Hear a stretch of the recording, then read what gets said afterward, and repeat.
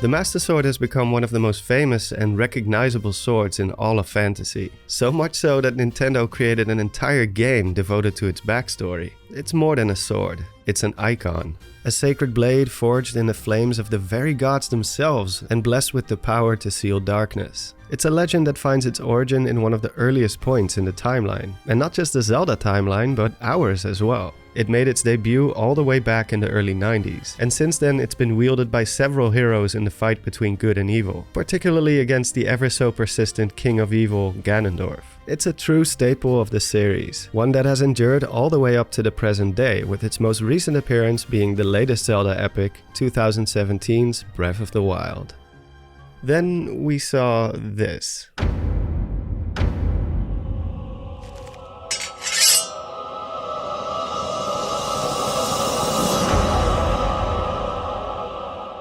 If you've only played Breath of the Wild, this image might not be all that impactful. But for a longtime fan of the series, seeing a legendary sword which has been my companion throughout so many adventures having been reduced to this is actually quite shocking. We are experiencing Zelda history right here. Never before has something like this happened. In spite of the passing of so many ages and all the abuse it has taken over the course of its existence, the Master Sword always held firm. Sure, it did lose its sacred glow a couple of times and received some chip damage during the Great Calamity, but nothing a few songs and prayers or the flow of time couldn't fix. This time, however, it seems like there might not be an easy way to salvage the situation. The emblematic weapon of legend truly seems to be on its last legs, and at the worst possible time too. For the sequel, it's all but confirmed that this time we'll be dealing with the real Ganondorf as opposed to yet another one of his puppets. And historically, the sword that seals the darkness has always been a key element to his downfall. Without the decisive blow, he won't be weak enough to be sealed away or maybe even killed outright. With the sword in this miserable state yet still remaining in Link's possession, I think it's safe to assume that Breath of the Wild 2's story will focus heavily on finding a way to reverse the damage done to it. The question is, how?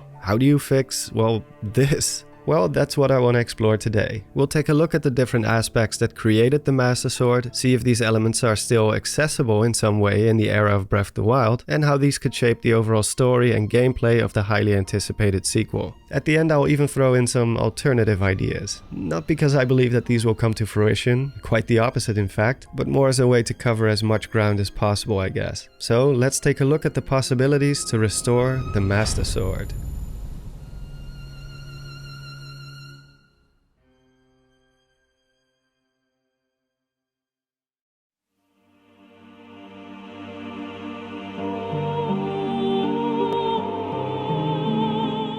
No matter how iconic or legendary, at the end of the day, swords are objects, and thus they can be broken. However, this doesn't always have to be the end of it. Sometimes it can be remade. It has been remade. It can be restored to its former self or even forged into something new, perhaps something even better. But how do you fix a sword that has no pieces left to put back together? The Master Sword isn't just broken or shattered. It's been melted, charred, eaten away down to its very core. We've seen that given enough time and under the right circumstances, the sword can magically regenerate itself, just like it did in the 100 years following the calamity. But with almost half of the blade completely gone, this might be beyond something time can fix. And even if it could, the current predicaments don't exactly give our heroes a lot of time to spare. All things considered, the damage to the Master Sword in Breath of the Wild was pretty surface level, and even then it took close to a century to heal. Imagine how long it would take to restore the devastation seen in the new footage. With Ganondorf on the loose, it seems like the only option is to somehow reforge the Master Sword, or find a suitable replacement for it before Hyrule falls at the mercy of the Demon King. Of course, there's a level of uncertainty to what needs to be done in order to restore the blade, simply because we don't know for sure what kind of state the Master Sword is in exactly. I mean, the physical damage is evident, but it's not clear how much of its original power still remains inside. Has the sacred force of the goddesses left the sword? Does it need to be blessed by Hylia all over again? Does it require the help of one or more sages to restore it to its true splendor? We don't know. So I'm gonna have to go with what I think makes the most sense in terms of game design and story progression, based on what we know about the game's content right now. So let's say that Breath of the Wild 2 is gonna be a big freaking game, and that maybe with the exception of Fi, the Master Sword has been reduced to an empty shell, devoid of any of the elements that once made up its power. What do we need in order to restore it? The circumstances that led to the creation of the sword and subsequently upholding its power to seal the darkness throughout throughout the ages involves quite a few different factors. First is the power of the gods of creation, Din, Nehru and Furor. More specifically, the force that stems from them, which is described as the breath of life itself. In Skyward Sword, this force took on the shape of 3 sacred flames, each with the color of its corresponding goddess, red, blue and green, which represents power, wisdom and courage respectively. When all 3 forces are combined, the blade is imbued with a sacred white light that demons are said to revile, also referred to as a divine light. Oh, and fun fact, if you mix red, blue and green light, you get white light, so props to Nintendo for sticking to the laws of physics. Second is Goddess Hylia, who is said to have created the sword that would serve as the basis for the Master Sword, as well as giving life to Phi, the spirit who dwells within it. We'll get into Phi and Demise in a later section. After dousing the sword in the sacred flames, it already became known as the Master Sword, but in order to defeat Demise, it needed one final push. After Zelda completes her transformation into the mortal incarnation of Hylia, her final blessing created the true Master Sword as we know it, and with it the ability to slay even the most powerful demons who oppose the gods. Lastly, we have those who awaken as sages to serve the gods in times of hardship. We've already witnessed firsthand how sages can uphold or restore the sword's power when needed, and historically they've also been known to pass it down, protect it, or utilize it in some way, such as when the light sage Rauru repurposed it to serve as a key to the sacred realm. It's even possible that the sages were directly involved in the creation of the Master Sword in some way, something Zelda implies in Twilight Princess, stating that the sword was created by the wisdom of the ancient sages.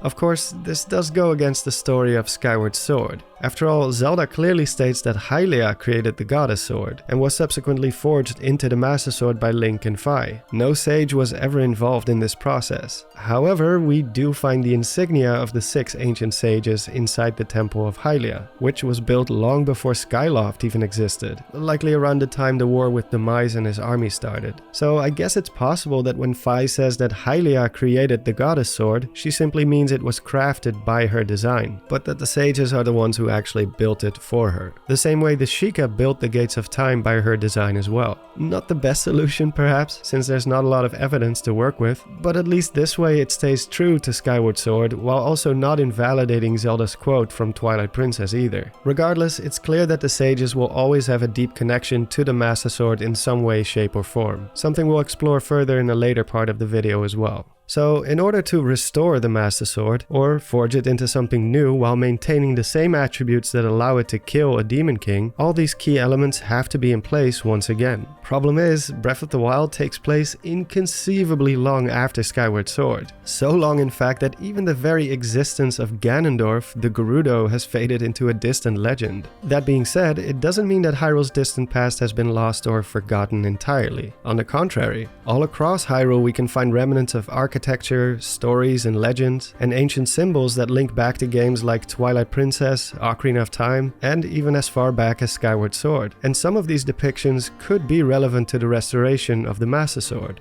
A good place to start would be by looking at the pedestal the Master Sword used to reside in. Seems only fitting, since this is where it was able to regenerate itself from the scars of war to begin with. In fact, there's a lot more to the pedestal than the game lets on directly. The structure itself, as well as the rocks surrounding it, actually symbolize the very same elements we discussed before, about the creation of the Master Sword as well as maintaining its power. The rocks standing at the edge of the triangle are representations of Din, Nehru and Furor, the same 3 goddesses whose sacred flames once tempered the Goddess Sword into the Master Sword. The other 6 rocks surrounding the pedestal are said to be representations of various races, more specifically Hylian, Zora, Gerudo, Goron, Sheikah and Kokiri.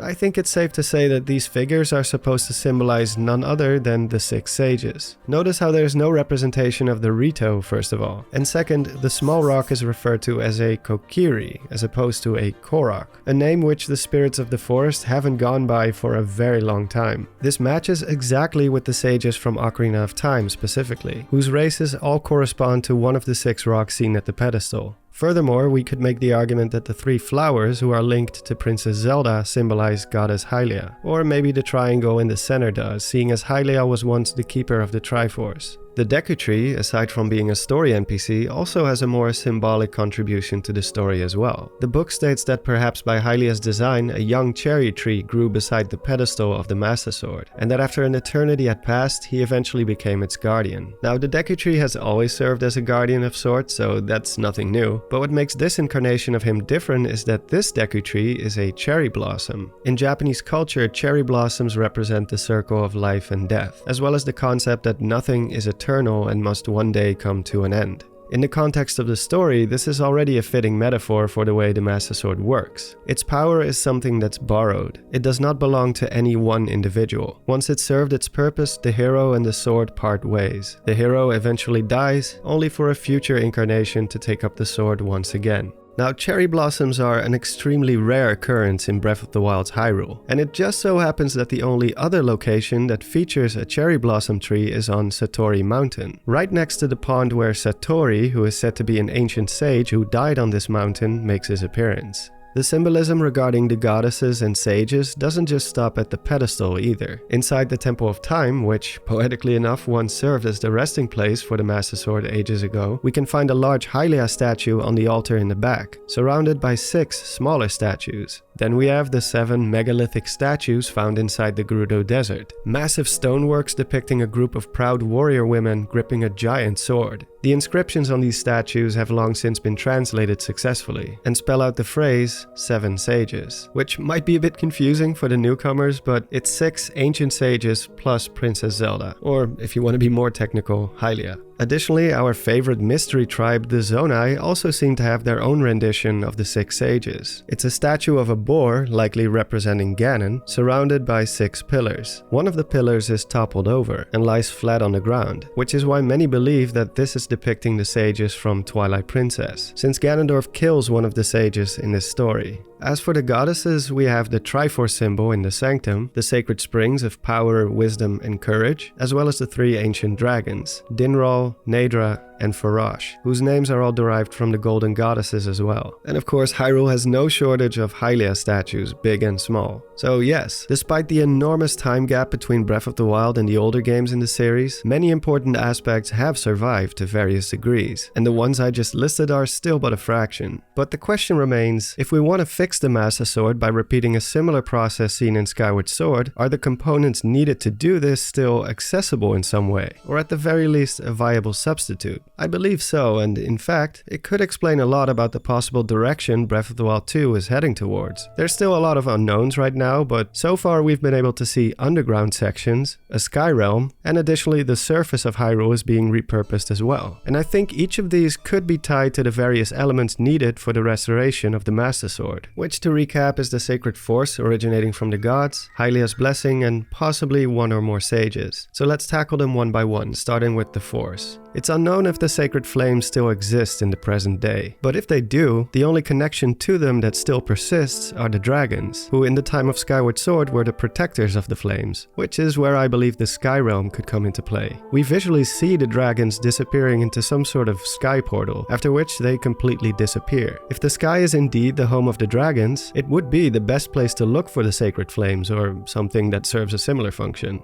Next is Hylia's blessing, which is a bit of a tricky one, as it's not exactly clear what this so-called blessing entails. When she gives Link her blessing in Skyward Sword, all that really happens is the hilt unfolds and the blade starts to glow more brightly. But as we can see in the new footage, despite the immense damage, the hilt is still extended, so I'm not sure if the sword even needs to be blessed again. But if it does, we have another problem. Zelda, who carries the essence of Hylia, is gone, and right now we have no idea what her fate could be. This might be a bit dark, but the more I look into it, the more I'm starting to entertain the possibility that the yellow orb we see floating in front of Link in the new footage could very well be Zelda's spirit. Zelda is known to emit yellow energy, not just in Breath of the Wild but other games as well, and is implied to be her life force. Historically, it's also been tied to light-based weapons as well, like the light arrows, which are almost always obtained through her, or she wields the arrows herself. It's kinda hard to imagine Nintendo killing a 17-year-old, but then again, some of the champions were pretty young as well. As long as you don't show the gruesome details, it's usually okay. Not to mention that it wouldn't be the first time that Zelda's soul became separated from her body. In Spirit Tracks, Zelda, who by the way is considerably younger here, is technically dead in a way. That isn't to say that Zelda is completely done for. Again, like in Spirit Tracks, she does turn out okay in the end. And in Twilight Princess, she sacrifices her life force to save Midna. And here too, she somehow manages to come back again. Let's also not forget that in Breath of the Wild, she miraculously survived being gobbled up and trapped inside Ganon's cocoon for 100 years without aging a day. So yeah, I think it's safe to say that she has some pretty thick plot armor. Even if she's quote-unquote dead, there's always hope left for her. I'm not sure how it ties into Link's new bracelet, but if it's an artifact that can extract souls or life force, it could explain why Zelda's spirit is inside it. Either way, if Hylia's blessing is needed in some way to restore the sword, we might want to look into getting her back as well. Lastly, we have the Sages. And this is where I think Hyrule's surface and its underground could be utilized. When you complete the Trial of the Sword, you'll find 7 Sheikah monks surrounding the Master Sword on a pedestal in the middle, 6 of which hold a similar pose to one of the 6 sages from Ocarina of Time. It's not clear if these are the sages of their time or if they're just imitating a similar ritual, but whatever it is that they're doing, it works and restores the Master Sword back to its full potential. Not only does it bring back its iconic glow permanently and boosts its attack power, but it even makes it so that Link himself is now able to hear the voice of Fi resonating from within the sword. The problem is that once Link completes the trial, the monks, having fulfilled their purpose, pass on to the afterlife. So if the power of the sages is needed to restore the sword in the sequel, then we'll have to find an alternative. Either in the form of new individuals who can awaken as a sage, like in Ocarina of Time, seeking an audience with their spirits, or perhaps collect something like materials or artifacts that are linked to the ancient sages. I especially like the idea of collecting some sort of elemental material like ore. After all, the blade has lost a considerable amount of its steel, which I can imagine has to be replaced in some way. So imagine this. Seeing as the pedestal inside Korok Forest depicts 6 different individuals, this could mean that the surface and Hyrule's underground hide ancient dungeons that are connected to individual sages. A Zora dungeon hidden underwater, something related to the Kokiri/Koroks inside a forest somewhere, an ancient Gerudo temple, maybe below the Arbutus grounds for example, a Rito dungeon either in the sky or in the snowy mountains, something inside Death Mountain related to the Gorons, which would explain why in the teaser there's no lava flow anymore, and since the Sheikah have historically been tied to underground locales, something found deep below the earth would be a good fit for them. And depending on how many sages will be needed, there's always room for even more, something tied to the Zonai or maybe the Hylians. If we combine this with the possible trials and obstacles waiting for us in the skies above, the total dungeon count could be incredible. And with a possible secondary objective of finding a way to bring back Zelda, this game could be absolutely massive. Obviously, I don't want to overhype the game too much and risk disappointment, but then again, the game has been in development for close to 6 years now, one of the longest development cycles in Zelda history, so I don't think it's a crime to expect something big. Still, that doesn't mean my theory is correct, and maybe the story and goals will be vastly different. Despite the fact that we're almost 6 years down the road, the amount of info we have on the game is still painfully small. But I do think that what we've discussed so far does at least make sense story-wise. The little clues sprinkled throughout the footage, as well as the lore and history from past games, does give us little insights into the possible story directions, especially when it comes to Ganondorf's actions and motivations. They seem to reflect all the knowledge and experience he's collected and retained from past failures. Without hesitation, he swiftly gets rid of the 2 most important keys to his defeat, Zelda and her sealing power, and the Master Sword. The second teaser also hints that something has happened to Korok Forest, possibly something bad seeing as the Deku Tree is missing. I also noticed that this part of the landscape has an earth or sand texture, which also isn't there in Breath of the Wild. It almost seems as if it's been uprooted or scorched by some immense force. Given what we know about the forest and the pedestal that lies within, which has the ability to revive the Master Sword, it would be yet another brilliant move by Ganondorf to swing the odds in his favor. With all that said, let's finally talk briefly about Fi and Demise, 2 entities who also share a close connection to the Master Sword. So close in fact that they literally exist inside it. Contrary to what some may believe, I don't think that Fi or Demise are crucial to the Master Sword's ability to vanquish evil, especially in the case of Demise, since the sword was already able to slay demons before he got sealed inside it. In fact, it's the whole reason why the sword was made in the first place, to kill him. The actual power to seal darkness likely stems entirely from the gods. As for Fi, well, Skyward Sword makes it pretty clear that she was created with the purpose of offering guidance to the chosen hero, to assist Link in carrying out Hylia's plan to forge a weapon capable of defeating Demise. Once that plan was realized, Fi, having served her purpose, was quite literally programmed to go into an everlasting slumber inside the Master Sword. As such, I also don't believe that her purpose was to subdue Demise after he got sealed inside the sword. She clearly states that her very being, her consciousness, is fading away. She never says that she's going in there to keep Demise from breaking free. In fact, Impa is the one who stands guard for thousands of years to ensure that this doesn't happen. I know a lot of people would love to see Demise's comeback, and even I wouldn't mind seeing him at least being referenced in some way. But I also think the part about Demise being inside the Master Sword is a bit misunderstood. It's not comparable to, say, Ganondorf being sealed inside the Sacred Realm or Twilight Realm only to break free again someday.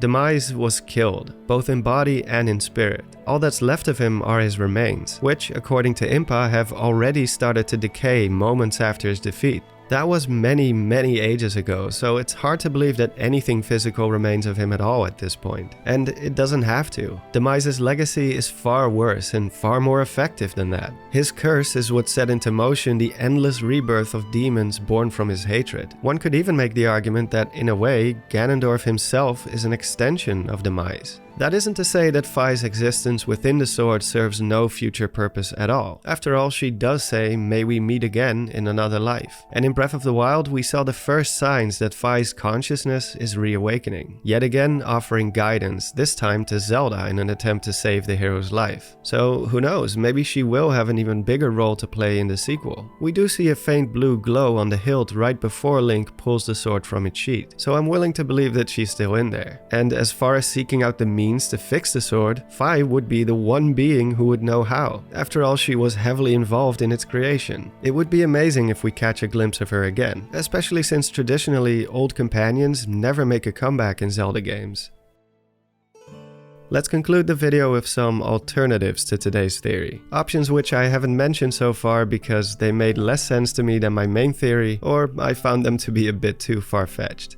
The first is time travel. Obviously, if time travel does exist in Breath of the Wild 2, it would probably be the easiest way to fix things. Going back to before Ganondorf destroys the sword, traveling to the Age of Skyward Sword and reforging it in the Sacred Flames there, or heck, just go to Age of Calamity's timeline and bring back that version of the Master Sword. The problem I have with this is that I simply don't see enough evidence of time travel in the sequel just yet, something I'll make a future video on. I also think that after Skyward Sword HD and Age of Calamity's time travel plot, it would be best not to repeat the same thing again. Not every Zelda game has to have time travel to create an interesting narrative. Next is the Triforce, which wasn't present in Breath of the Wild. Well, not really anyway. If Link can somehow manage to obtain the full Triforce, he would be able to wish for the Master Sword's revival. But I think it goes without saying that this would be a bit of a weird way to go about the narrative. I mean, if Link would have the full Triforce, he wouldn't need the Master Sword anymore now, would he? You could simply wish for Ganondorf's obliteration and that's that. It also doesn't really match with the current setup. Why emphasize the broken Master Sword like this if we're not gonna use it to fight Ganondorf in some way? Could he at least obtain the Triforce of Courage? Yeah, sure, but that doesn't change the fact that the Master Sword is busted. The Triforce of Courage is not enough to defeat Ganondorf. Maybe earning the Triforce of Courage will be a secondary objective in the story, like in the Wind Waker. But I don't see Link wielding the full Triforce, unless he does it after he's already killed Ganondorf, maybe as a way to undo the damage he's done to Hyrule and its people, similar to A Link to the Past. Lastly, we have the by far most awesome scenario, but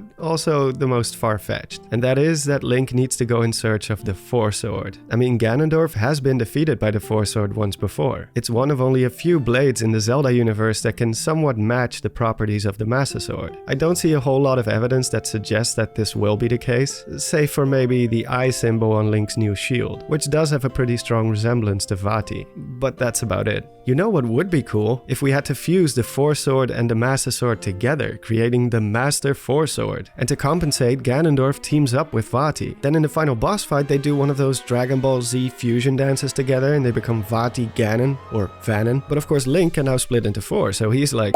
And then Zelda and Midna show up and they do a little fusion dance of their own and become one entity as well, which should have happened in Twilight Princess, by the way. Vanon then summons the moon from Majora's Mask and Darth Vader and Legolas show up and they're like, pew pew! Alright, I think that's enough internet for today.